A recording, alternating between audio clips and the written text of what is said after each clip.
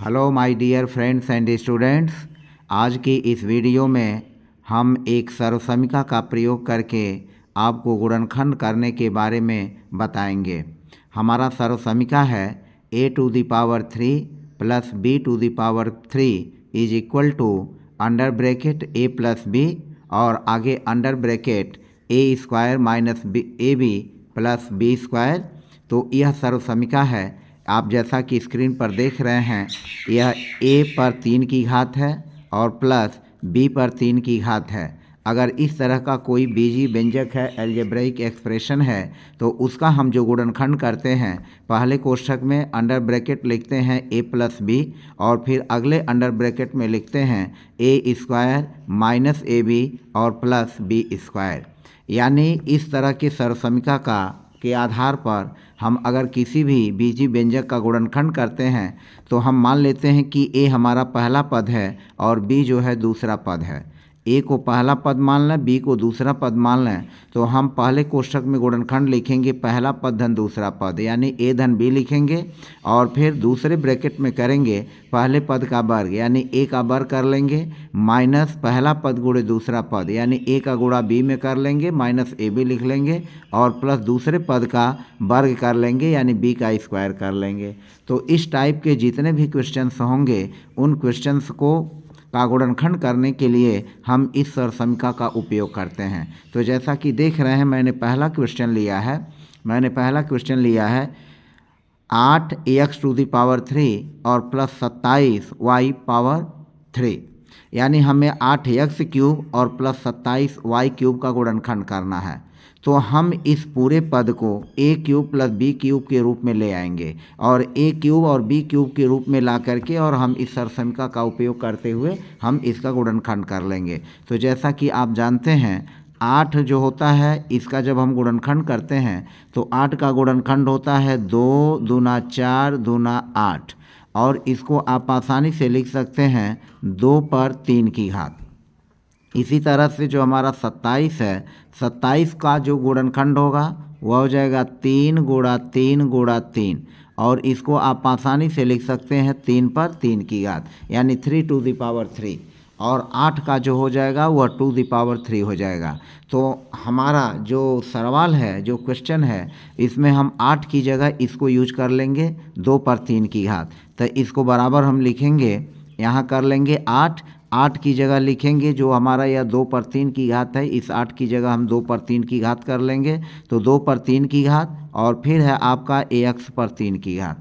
हमने लिख लिया इसको 2 पर 3 की घात और इंटू ax पर 3 की घात, फिर प्लस जो 27 है, इस 27 की जगह हम लिखेंगे यह 3 गुणे 3 गुणे 3 बराबर 3 पर 3 की घात। तो 27 की जगह इसको हम लिखेंगे जो हमारा यह दिया हुआ 3 पर 3 की घात, इसको लिख लेंगे 3 पर 3 की घात 3⁻³ और फिर y पर जो 3 की घात है इसको लिख लेंगे y पर 2⁻3।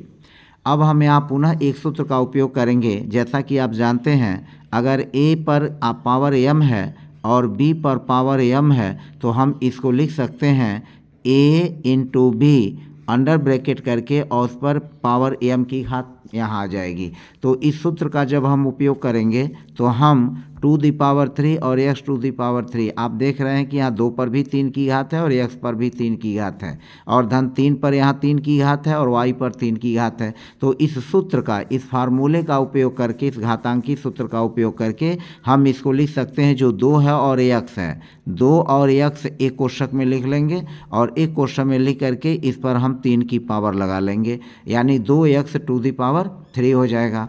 इसी तरह से जो 3 पर 3 की घात है, y पर 3 की घात है, तो इस सूत्र का यहाँ भी उपयोग करेंगे और 3 और y लिख लेंगे। हम यहाँ लिखेंगे 3y और 3y कोष्ठक में करके और हम इस पर जो यह 3 की घात है यहाँ कर लेंगे। तो इस सूत्र का उपयोग करते हुए हमने इसको लिख लिया, यानी 2x⁻³ और प्लस 3y⁻3, यानी अंडर ब्रैकेट 3y लिख करके हमने 3 की घात कर लिया। अब इस बीजी व्यंजक का हमें गुणनखंड करना है। तो गुणनखंड करने के लिए अब हम यहाँ इस सूत्र का उपयोग करेंगे, a⁻³ और b⁻3। तो पहला पद है a धन b, यहाँ a की जगह है 2x, यह हमारा पहला पद 2x है और दूसरा पद जो है 3y है। तो हम 2x धन 3y को एक कोष्ठक में लिख लेंगे। पहला पद 2x और धन दूसरा पद 3y है, तो हम यहाँ पर 3y लिख लेंगे। तो यह हो जाएगा 2x + 3y। यह हमने लिखा 2x + 3y एक कोष्ठक में। दूसरे कोष्ठक में क्या करेंगे, जो हमारा पहला पद 2x है, इस 2x का होल वर्ग कर लेंगे, यानी 2x का होल स्क्वायर। a का जो वर्ग है यहाँ पर रखेंगे 2x, a की जगह यह रखेंगे हम 2x का होल स्क्वायर माइनस, फिर इस a की जगह रखेंगे 2x, a की जगह रखेंगे 2x इंटू b की जगह रखेंगे 3y। तो यह हो जाएगा 3y माइनस ए भी जो है इसके आधार पर होगा, यह जो a है और b है, तो यहाँ हो जाएगा a की जगह 2x और b की जगह हो जाएगा 3y। तो -2x इंटू 3y और प्लस जो हमारा b है उस b की जगह हम यह लिखेंगे 3y को यहाँ लिख लेंगे b की जगह। तो यह हो जाएगा 3y, यानी दूसरे पद का यह वर्ग हो जाएगा और ब्रैकेट को बंद कर देंगे। तो इस तरह से इस बीजी व्यंजक का यह गुणनखंड हुआ। अब हम इसको पुनः लिख लेंगे अगेन, यहाँ लिखेंगे 2x + 3y, पहला पद धन दूसरे पद को ऐसे उतार देंगे। और फिर जैसा कि आप जानते हैं 2x का जब वर्ग करेंगे तो 2x का वर्ग हो जाएगा आपका 2 का वर्ग करेंगे 2 दूनी 4 हो जाएगा, और x का होल स्क्वायर यहाँ हो जाएगा 2 दूनी 4 x² माइनस, इसको गुणा कर लेंगे 3 का 2 में गुणा कर लेंगे, 3 दूनी 6 xy हो जाएगा। और फिर हम क्या करेंगे 3y का होल वर्ग करेंगे, तो 3 का वर्ग करेंगे 9 हो जाएगा, 3 त्रिका 9, 3 गुणे 3, और y का वर्ग करेंगे तो y² हो जाएगा। तो इस तरह से इस बीजी व्यंजक का गुणनखंड हुआ 2x + 3y अंडर ब्रैकेट एक कोष्ठक में, फिर 2x का होल वर्ग करेंगे तो 4x² माइनस 3 दूनी 6xy और प्लस 9y का होल स्क्वायर। तो इस तरह से आपने देखा कि जो 8x³ धन 27y³ है, इसका गुणनखंड इस तरह से हो जाएगा। अब हम एक दूसरा प्रश्न लेते हैं और दूसरे प्रश्न को भी लेकर के हल करते हैं। तो बने रहिए मेरे इस वीडियो में, और आप इस वीडियो को स्किप मत करें, वीडियो को टोटली फुली देखें, जिससे जो है आप अपनी गणितीय समस्याओं को आसानी से हल कर सकें। तो फिलहाल हम चलते हैं अगले क्वेश्चन पर। यह देखें अगला क्वेश्चन है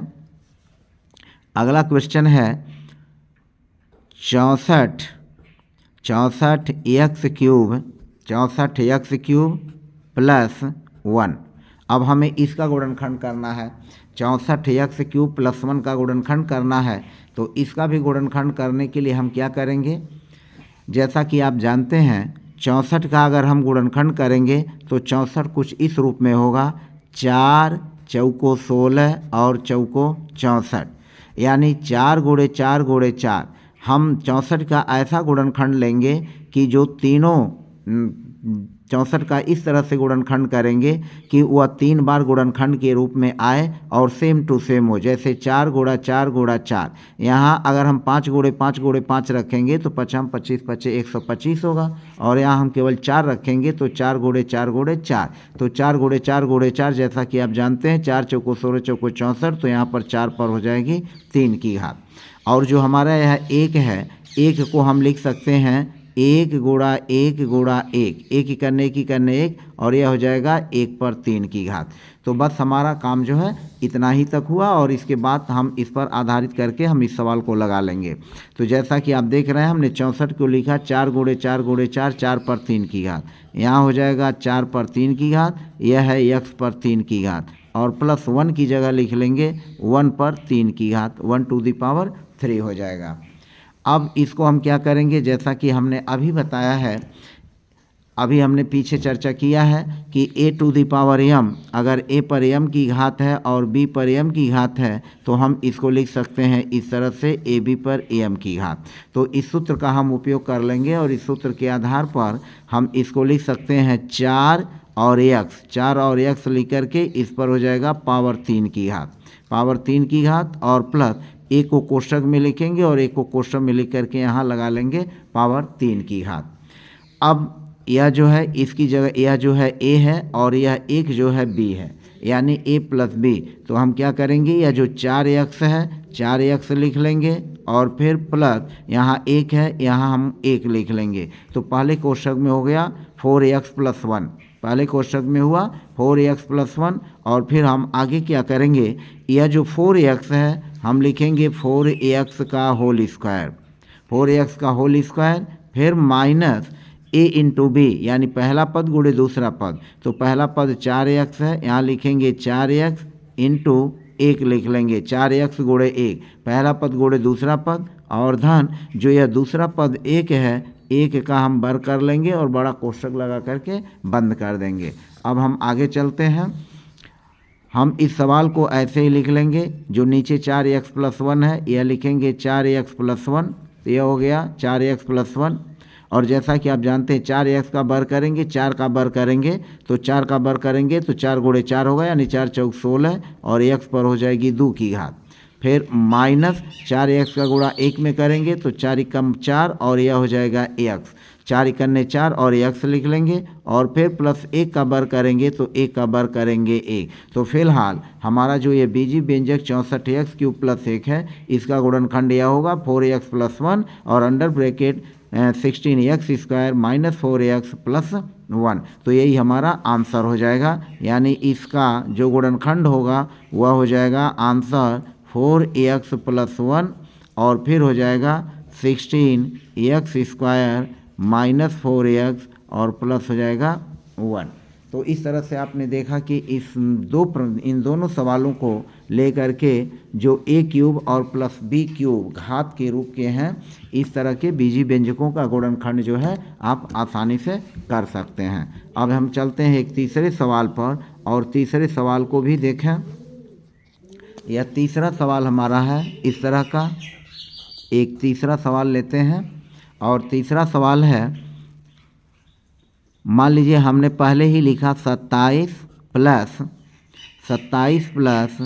125 Z cube, 27 plus 125 Z cube. तो इस व्यंजक का भी गुणनखंड करने के लिए हम इसको ले आएंगे a cube plus b cube के रूप में लिखेंगे। तो जैसा कि आप जानते हैं 27 का जो अब गुणनखंड होगा 3 गुणा 3 गुणा 3, 3 तियाँ 9 तियाँ 27 और यह हो जाएगा 3 पर 3 की घात। फिर इसी तरह से जो 125 है इसका गुणनखंड हो जाएगा 5 गुणा 5 गुणा 5, 5 25 25 125 और यह हो जाएगा 5 पर 3 की घात। तो अब हम 27 की जगह लिख सकते हैं 3 पर 3 की घात, 125 की जगह लिख सकते हैं 5 पर 3 की घात। तो अब हमें इसको लिख लेंगे, 27 को लिखेंगे 3 पर 3 की घात यानी 3 टू द पावर 3 और प्लस जो हमारा यह जो है 3 पर 3 की घात और प्लस जो 125 है इसकी जगह हम लिखेंगे 5 पर 3 की घात और फिर z पर 3 की घात, ऐसे ही लिख लेंगे।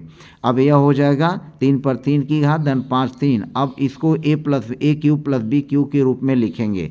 जो हमारा a क्यूब है और प्लस b क्यूब है तो इसके रूप में हम इसको लिखेंगे। तो यह हो जाएगा 3 पर 3 की घात 3 टू द पावर 3 और प्लस जैसा कि अभी हमने बताया यह 3 की घात है यह 3 की घात है, 3 की घात दोनों समान है। तो हम 5 और z को एक कोष्ठक में लिख लेंगे, 5z लिखेंगे और 5z के ऊपर फिर 3 की घात लगा देंगे। तो इस तरह से यह देखिए आप a क्यूब और प्लस b क्यूब के रूप के हो गया, यानी a की 3 की जगह है a और b की जगह है 5z। तो अब जब हम इसका गुणनखंड करेंगे तो जैसा कि अभी हमने सूत्र सरसम का आपको बताया है a प्लस b और फिर हो जाएगा a स्क्वायर माइनस ab और प्लस b स्क्वायर और इस सूत्र का उपयोग करेंगे। तो यहाँ हमारा हो जाएगा पहला पद है 3, हम लिख लेंगे 3 और प्लस दूसरा पद है b की जगह 5z, तो यहाँ b की जगह हम इसको लिख लेंगे 5z यानी 3 प्लस 5z लिखेंगे। उसके बाद क्या करेंगे, यह 3 का हम बर कर लेंगे। तो 3 का जो है यह बर करेंगे यानी पहले पद का वर्ग 3 का वर्ग हो जाएगा, यह हो गया 3 का वर्ग। फिर हो जाएगा यह a का वर्ग, जो यहाँ a का वर्ग है इसके रूप में यानी 3 का वर्ग करेंगे। फिर माइनस यह a गुणे b है यानी 3 का 5z में गुणा कर लेंगे। तो 3 इंटू 5z हो जाएगा। 3 इंटू 5z और प्लस जो 5z है, इस 5z का अगेन हम क्या कर लेंगे, बर कर लेंगे और बर करके बड़ा कोष्ठक लगा लेंगे। तो इस तरह से इसका गुणनखंड हो जाएगा। अब हम इसको लिखेंगे 3 प्लस 5z, 3 प्लस 5z, और जैसा कि आप जानते हैं 3 का स्क्वायर करेंगे तो 3 तरीका हो जाएगा 9, 3 का 5 में गुणा कर लेंगे, हम ऐसे कर लेते हैं 3 गुणे 5z, तो 3 का गुणा 5 में करेंगे, 3 पचे 15z हो जाएगा, और प्लस 5z का बर करेंगे तो 5 का बर करेंगे तो 5 गुणा 5 होगा, तो 50 में हो जाएगा 25, और z पर 2 की घात हो जाएगी। तो इस तरह से आपने देखा कि इस तरह के बीजीय व्यंजक जिनका a cube plus b cube के रूप का है, उनका हम आसानी से जो है गुणनखंड कर सकते हैं, और इसमें कोई दिक्कत नहीं है, बस केवल हमें सीखने और समझने की ज़रूरत है। तो हमने 3 उदाहरणों के माध्यम से आपको a cube plus b cube के रूप वाले बीजीय व्यंजकों का गुणनखंड करने के बारे में हमने चर्चा की। अब हम चलते हैं एक अगले सवाल पर, और इस अगले सवाल को भी आप देखें, इसको आसानी से लगा सकते हैं। फिलहाल यदि आप मेरे चैनल पर नए हैं तो वीडियो चैनल को सब्सक्राइब अवश्य करें, कमेंट करें, लाइक करें, जिससे मेरा मोटिवेशन बढ़े और हम कमेंट के माध्यम से जान सकें कि हमें किस तरह के और चीज़ों की ज़रूरत है। हम अब अगले सवाल पर चलते हैं। अगला सवाल कुछ इस तरह का है, जैसा कि अगर आपको 125 एक्स क्यूब और प्लस 216 वाई क्यूब इसका गुणनखंड करना है। अब हम इसका गुणनखंड करने के लिए, जैसा कि अभी हमने बताया 125 का हम वही गुणनखंड कर लेंगे, और यह गुणनखंड करेंगे तो 5 गुणा 5 गुणा 5 हो जाएगा, और हम इसको लिख सकते हैं 5 पर 3 की घात। इसको हम लिख सकते हैं आसानी से 5 पर 3 की घात हो जाएगा। और 216 का जब हम गुणनखंड करेंगे तो इसका हो जाएगा 6 गुणा 6 गुणा 6, 6 गुणे 6 गुणे 6, और यह हो जाएगा कुल जो हो जाएगा यह 6 पर 3 की घात हो जाएगा। तो 6 गुणे 6 गुणे 6, 6 36, 6 216। अब हम 125 की जगह लिख सकते हैं, 125 की जगह लिखेंगे 5 पर 3 की घात, और यहाँ हो जाएगा x पर 3 की घात। फिर इसको प्लस करके लिखेंगे, 216 की जगह अगर लिखेंगे 6 पर 3 की घात, और y पर हो जाएगा 3 की घात। अब हम क्या करेंगे, इसको पुनः अगेन जैसा कि आपने देखा है 5 और x को हम लिख सकते हैं एक कोष्ठक में 5x, और 5x पर कर लेंगे 3 की घात। फिर यहाँ हो जाएगा प्लस जो 6 और y है इसको एक कोष्ठक में लिखेंगे, और 6y पर लगा लेंगे 3 की घात। अब हम यहाँ पर a cube plus b cube जो हमारा फार्मूला है उसको लगाएंगे।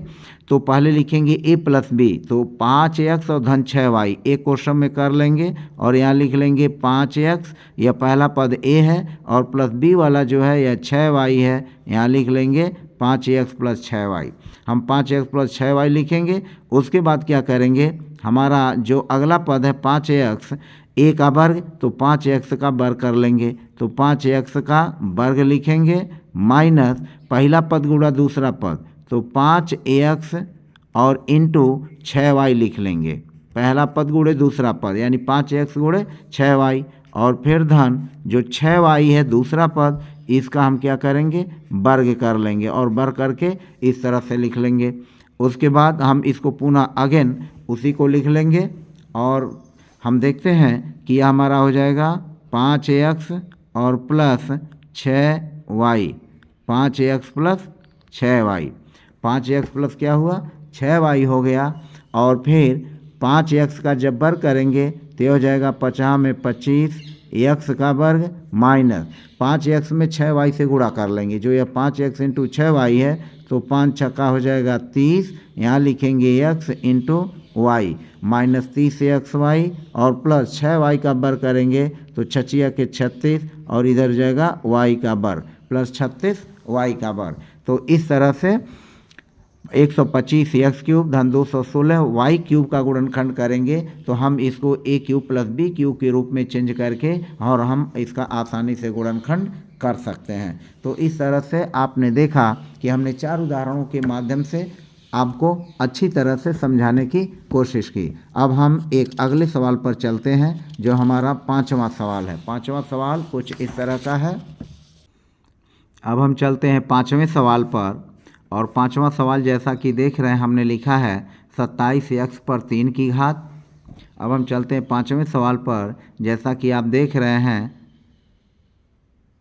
अब हम चल रहे हैं 5वें सवाल की तरफ। यह 27x पर 3 की घात धन 64b पर 3 की घात।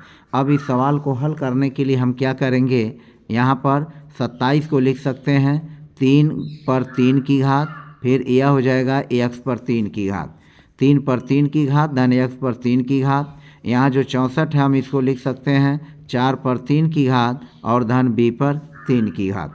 तो आपने देखा कि 3 पर 3 की घात धन इंटू x पर 3 की घात और प्लस 4 पर 3 की घात इंटू b पर 3 की घात। अब हम इसे a cube plus b cube के रूप में लिखेंगे। तो हम 3x को एक साथ करके और इस पर 3 की पावर लगा लेंगे, तो 3x पर हो जाएगा 3 की घात धन 4b लिख करके 4b लिखेंगे और 4b पर 3 की घात लगा लेंगे। अब हम इसे a cube plus b cube के रूप का यह हो गया। यहाँ a की जगह है 3x और b की जगह है 4b।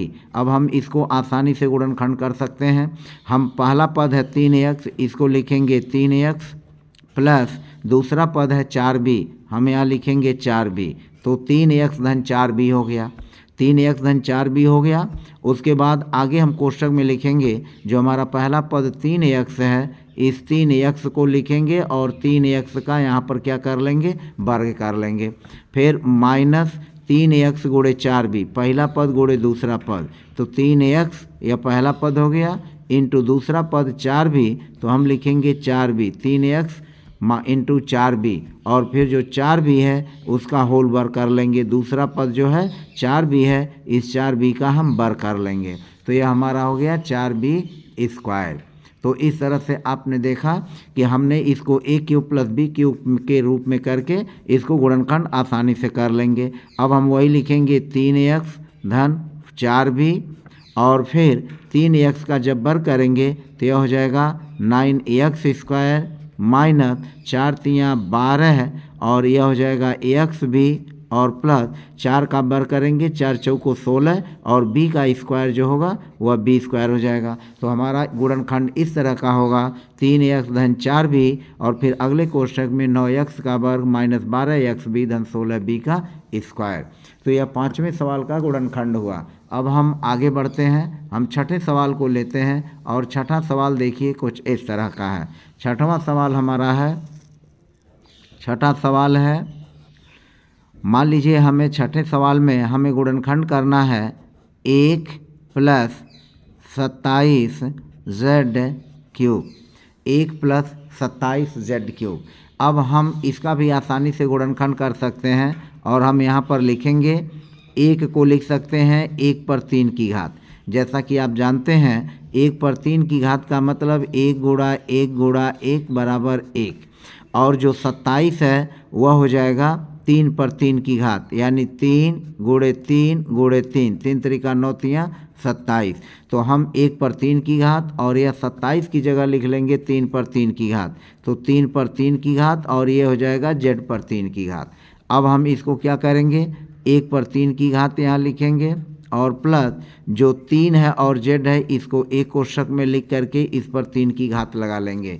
तो 3z लिख करके यह जो 3 है 3 की घात है, यहाँ एक ही घात हो जाएगी, सेम टू सेम, यानी a पावर, जैसा कि आप जानते हैं अगर a पर m की घात है b पर m की घात है तो हम इसको डायरेक्टली लिख सकते हैं a इंटू b पर 3 की घात। तो इस सूत्र का उपयोग करके हम इसको कर लेंगे। अब हम a cube plus b cube के रूप का हो गया, यानी a cube plus b cube. तो हम क्या करेंगे, इसका गुणनखंड करेंगे, जैसा कि हमने पहले ही सरसमिका का यूज़ किया है, बताया हो, वो उसको ध्यान में रखते हुए। यह पहला पद 1 है, a की जगह 1 हो जाएगा 1 धन b की जगह हो जाएगा 3z, तो 1 धन 3z हो गया।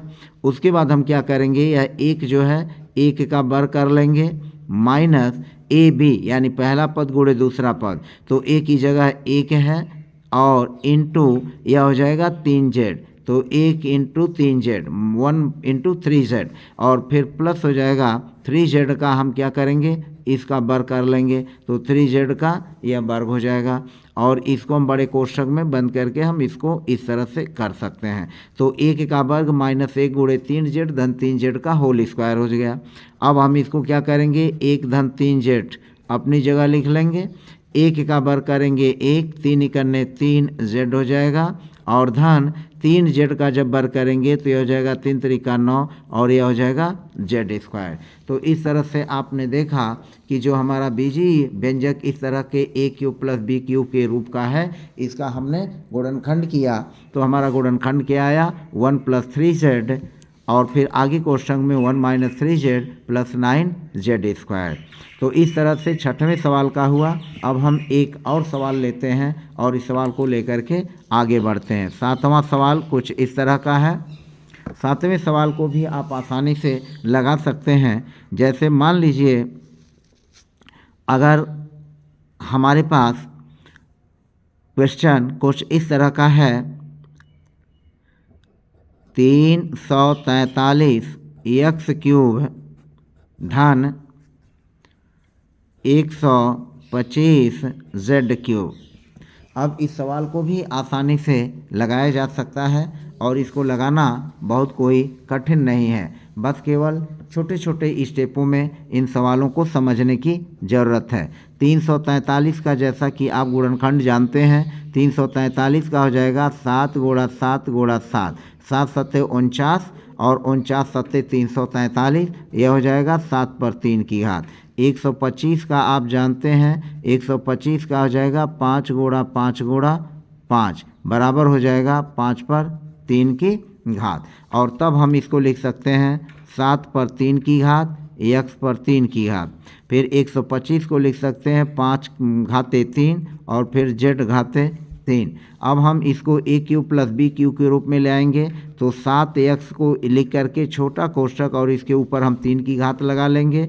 इसी तरह से 5 और z³ को लिख करके 5z लिखेंगे, 5³ और z³ को लिखेंगे 5z, इस पर 3 की घात लगा लेंगे। अब हमारा पहला पद है 7x, दूसरा पद है 5z, तो a + b यह हो जाएगा, यानी 7x की जगह 7x a वाला पद हो गया, 5z की जगह 5z जो है b वाला पद हो गया, तो हम a धन b यानी 7x धन 5z हो जाएगा। उसके बाद हम क्या करेंगे, a का वर्ग यानी 7x का वर्ग कर लेंगे, पहले पद का वर्ग माइनस पहला पद गुणे दूसरा पद, तो 7x पहला पद हो गया गुणे दूसरा पद 5z हो गया और फिर प्लस दूसरा पद 5z है तो दूसरा पद a का वर्ग हो जाएगा, यानी 5z का वर्ग हो गया। तो इस तरह से हमने देखा 7x और धन लिखेंगे 5z, 7x धन 5z एक कोष्ठक में, और 7x का जब वर्ग करेंगे तो यह हो जाएगा 49x का होल स्क्वायर माइनस 7 × 5 = 35, यह हो जाएगा 35xz और फिर प्लस 5z का वर्ग करेंगे तो 5 का वर्ग होगा 5 × 5 तो 50 में 25 और यह हो जाएगा z², z पर भी यहाँ 2 की घात आ जाएगी। तो इस तरह से इस बीजीय व्यंजक 343 x³ धन 125 z³ का जो गुणनखंड होगा, हम इस प्रक्रिया को अपनाते हुए आसानी से लगा सकते हैं। तो इस तरह से आपने देखा कि a³ + b³ रूप वाले सवालों को हम आसानी से लगा सकते हैं, इसमें कोई भी दिक्कत नहीं है। अब हम एक अगले सवाल 8वें सवाल को चलते हैं और 8वां सवाल कुछ इससे भिन्न है, इसको देखें हम कैसे लगा सकते हैं। जैसा कि अगर हमें दिया हो कि a पर 6 की घात और प्लस 1 है, तो इसका गुणनखंड हम कैसे करेंगे। हम सेम टू सेम प्रक्रिया वही अपनाएंगे, a⁶ + 1। हम इसको लिख सकते हैं कि a² और a² फिर यहाँ पर लिख लेंगे 2⁻3 यानी 2 × 3 = 6, तो हम इसको इस रूप में चेंज कर लेंगे a² अंडर ब्रैकेट और प्लस 1 की जगह हम लिख सकते हैं 1 पर 3 की घात। अब जैसा कि आपने देखा कि यह जो हो गया, यह पहला पद a² जो है पहला पद हुआ और दूसरा पद 1 हुआ। तो अब हम पहले a धन b के हिसाब से जब लिखेंगे तो पहला पद हमारा हुआ a² और धन पहला दूसरा पद है 1, तो हम लिख लेंगे a² धन 1, a² धन 1 हो गया। ए स्क्वायर धन 1 हुआ। फिर हमारा अगला जो होगा अंडर ब्रैकेट पहला पद ए स्क्वायर है तो हम ए स्क्वायर और फिर इसका होल वर्ग कर लेंगे, यानी पहले पद का वर्ग ए स्क्वायर का स्क्वायर हो जाएगा। फिर माइनस पहला पद गुणे दूसरा पद, यानी पहला पद ए स्क्वायर गुणे दूसरा पद है 1, हमने 1 लिखा तो ए स्क्वायर गुणे 1 हो गया। फिर धन जो दूसरा पद 1 है इसका हो जाएगा वर्ग, हम इस तरह से इसको लिख लेंगे। उसके बाद हम क्या करेंगे, इसको यहाँ पर उतार लेंगे, ए स्क्वायर धन 1 पर 1 गुणनखंड हो गया। और फिर उसके बाद ए स्क्वायर का स्क्वायर करेंगे तो ए पर 2 दूनी 4 की घात हो जाएगी, माइनस ए स्क्वायर ही करने ए स्क्वायर, यह हो गया ए स्क्वायर और प्लस 1 का होल वर्ग करेंगे तो 1 हो जाएगा। तो इस तरह से आपने देखा कि जो हमने इस तरह के सवाल को लिया a⁶ + 1, इसका भी a³ + b³ के रूप में चेंज करके इसको आसानी से लगा सकते हैं। फिलहाल हम इस चीज़ को एक बार और दोहराते हैं। a⁶ को हम चेंज कर लेंगे ए स्क्वायर घाते 3 पर, यानी ए स्क्वायर कोष्ठक में लिख करके इस पर 3 की घात चढ़ा देंगे, +1 पर 3 की घात हो जाएगी। उसके बाद हम लिखेंगे ए स्क्वायर + 1 एक कोष्ठक में, फिर पहला पद का वर्ग यानी ए स्क्वायर का वर्ग करेंगे, फिर माइनस पहला पद गुणे दूसरा पद, तो ए स्क्वायर पहला पद है गुणे दूसरा पद 1 है यहाँ लिख लेंगे और प्लस दूसरे पद 1 का वर्ग कर लेंगे। तो ए स्क्वायर धन 1 को ऐसे उतार लेंगे, ए स्क्वायर का स्क्वायर करेंगे तो ए 2 दूनी 4 हो जाएगा, a⁴ माइनस ए स्क्वायर का 1 में गुणा करेंगे माइनस ए स्क्वायर और प्लस 1 का वर्ग करेंगे 1 हो जाएगा। तो इस तरह से हमारा जो a⁶ है या जो a⁶ + 1 है उसका भी गुणनखंड a³ + b³ के रूप में चेंज करते हुए आसानी से लगा सकते हैं। तो फिलहाल आपने इस वीडियो को धैर्यपूर्वक देखा, इसके लिए आपको बहुत बहुत धन्यवाद। और अंत में चलते चलते आपसे रिक्वेस्ट है कि यदि आप मेरे चैनल पर नए हैं तो चैनल को सब्सक्राइब करना न भूलें, बेल आइकन प्रेस करना न भूलें और कमेंट अवश्य करें। फिलहाल आज की वीडियो में बस इतना ही, धन्यवाद।